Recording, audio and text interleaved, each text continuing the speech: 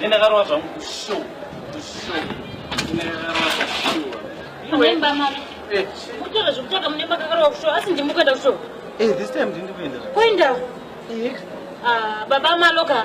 Baba Maloka. Makukanga samadya namuchidaro. Kama muri kuti mimi ndimuda kuenda kushow. Ini ndinoenda grocery kubva kushow. Zvinorerai? Grocery kuita sei kwandi? Pabizi signal futhi wakaenda wakuda kuenda. Asinakonza wani mari muno. Aiwa sake nini pamushapano hapana chenjende. Plus vana vanorasika. Avamborasika baba Maloka. Ingala stem ndakaenda na wani. Ndakatamba ini ndikapiwa roikwe. Saka mukana muri kuti mimi muda kuenda munounza grocery ere munomba.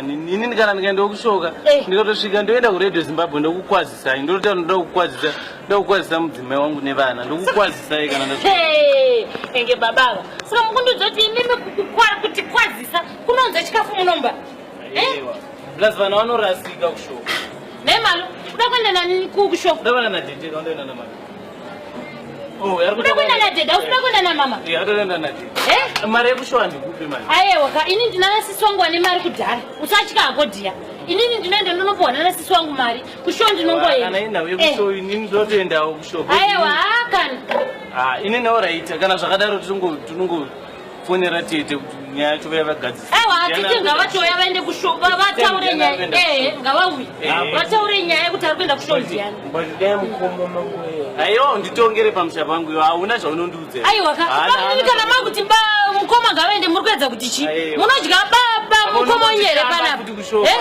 kandinotambaka kuti tiwane chekudya munomba naye baba amalo apa kumaroad shop kuti last time wakaenda ndinotambaka tinowana chekudya munomba sedemi makaenda tinowanei baba amalo mwana ngaasarudza malo uda kuenda nani kushopu uda kuenda nani kushopu namamaka mamundu mwana uri kumubvundutsira aiwa ndisi kubvundutsira mwana tida kuenda nemwana kushowa baba amalo